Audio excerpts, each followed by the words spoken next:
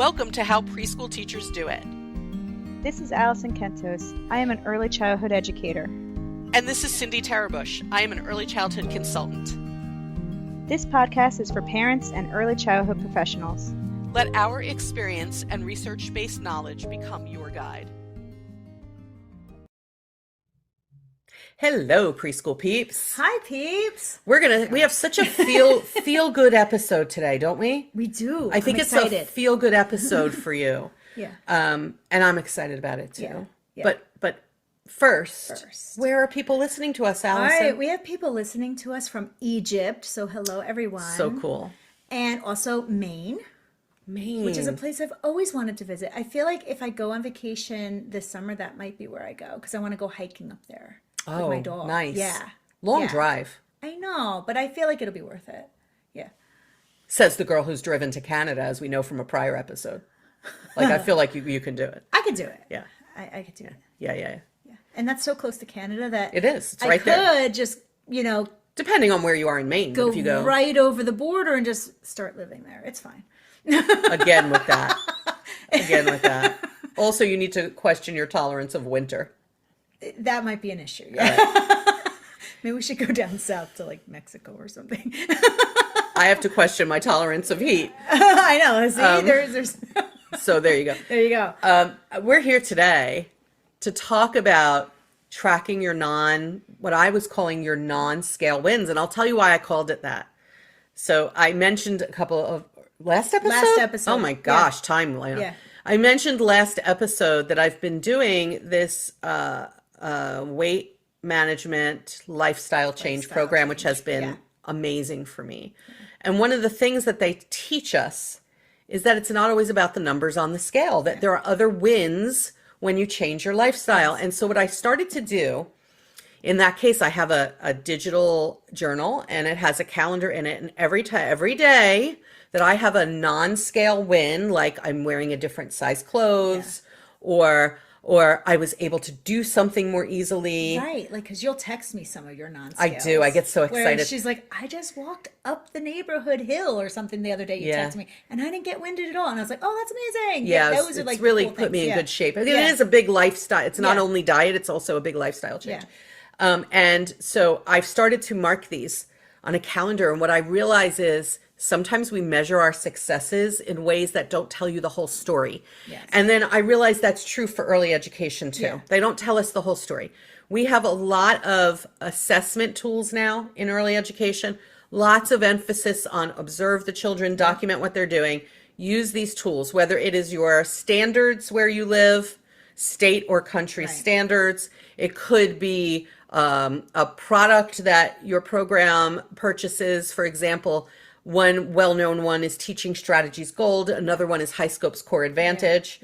It could be other research-based tools that you're using, like the CDC milestones, to figure out what are these children's milestones, what do we need to help them accomplish, right? Or move toward. Yeah. And I think there's a lot of emphasis put on where is the child in this chart? Yes. Right? Where are the child's skills, not the child? Where are the child's skills on this chart? And everybody's looking at these charts and these statistics that come from these charts. And here's what I'd like to say to everybody. Just like I have non-scale wins, that sometimes the number on the scale doesn't tell the whole story of what's happening in my body. You have I don't know what else to call it, non-scale wins. Yeah. When you are working with young children, and I advise you that every time you have one of these, you need to put it on a calendar because you're going to be like, I do an amazing job with these children. And it's not only about these statistics. It is somewhat about these statistics. Yeah. I have to weigh myself every week. It is somewhat about that. Yeah. Because if I don't keep an eye on that, then the non-scale wins go away. They go away. Yeah. And I think it's the same for us. If we're not using these research-based tools, then your wins are going to go away. They're going to diminish. Yeah. So it's important that we use them when we have that data. But at the same time, you are so much more than that. And we wanted to give you some examples of that. One example of that is something that sometimes adults don't even know what to do with. And that's when a child is very attached to you. Yeah. Right?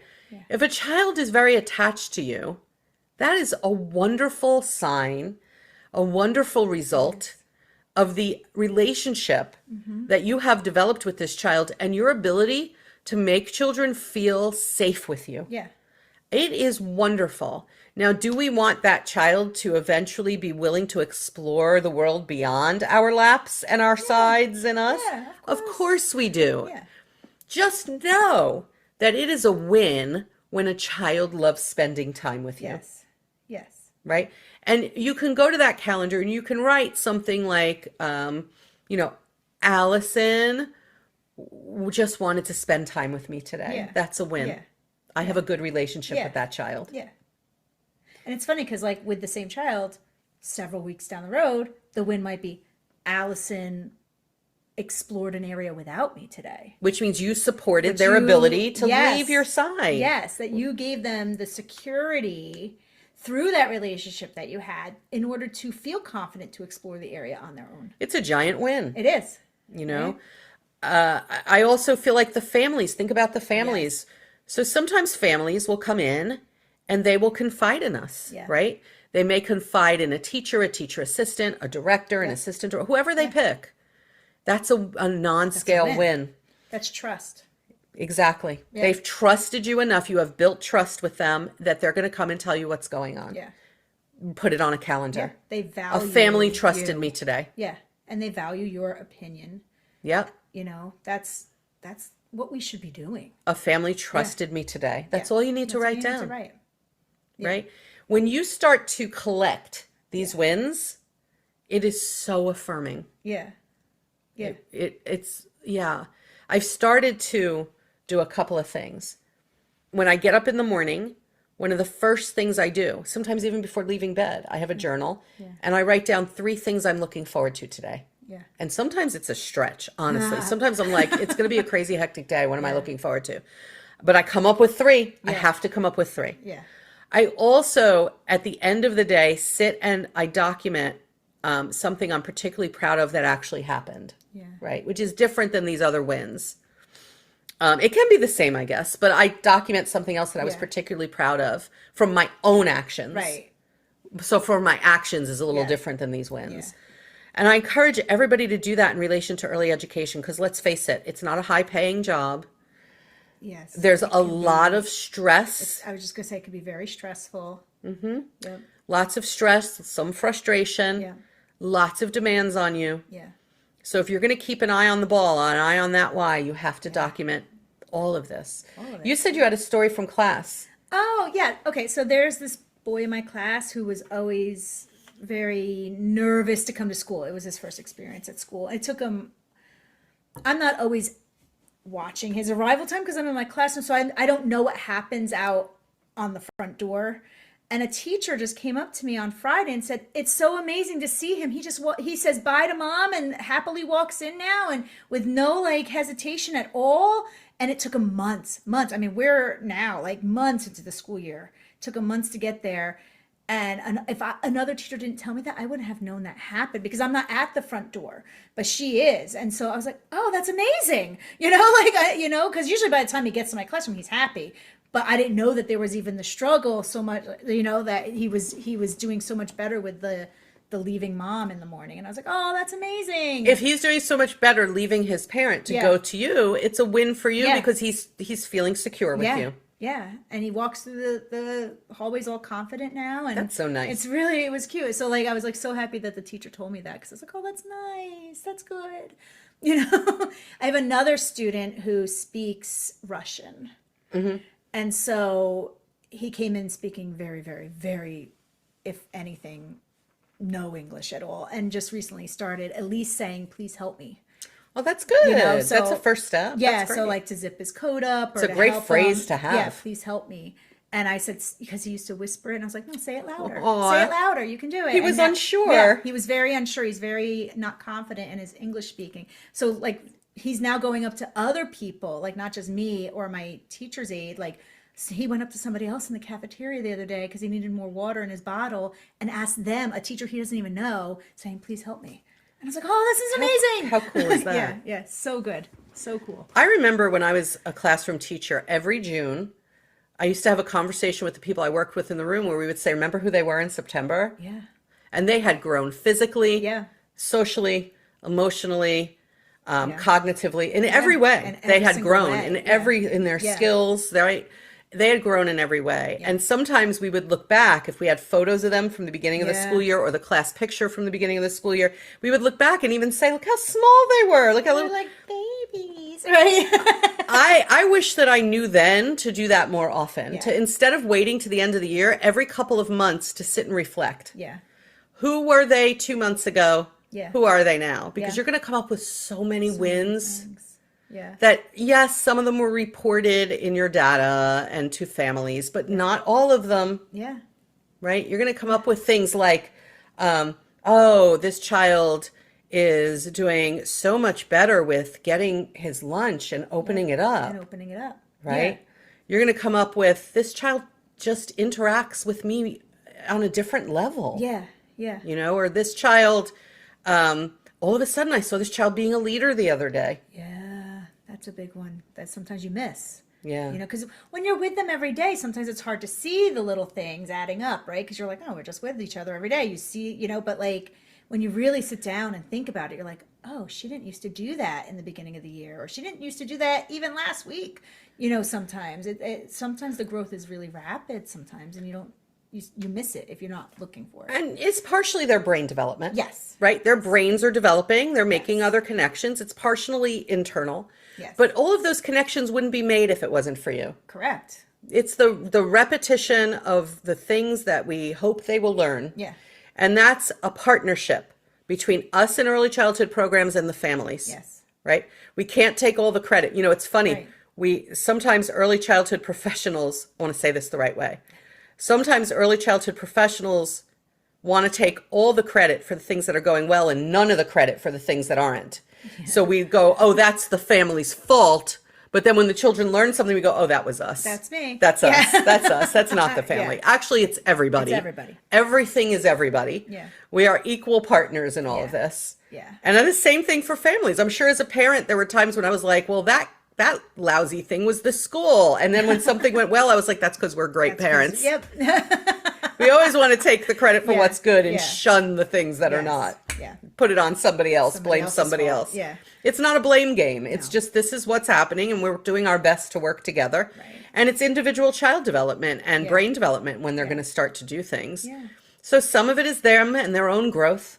And children taking charge of their own growth, when they're willing to practice a skill over and over, that's children taking charge of their own growth. Yeah.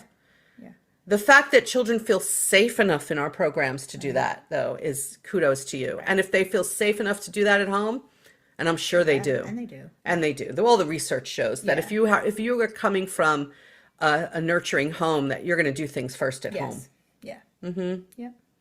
So, you know, we want to give credit where credit is due. And you can take this idea, if you are working in an early childhood program, teach it to the families. Tell them, you know, raising children can be quite the slog. Yeah. You are slogging through the mud Yep. sometimes raising children. Yep.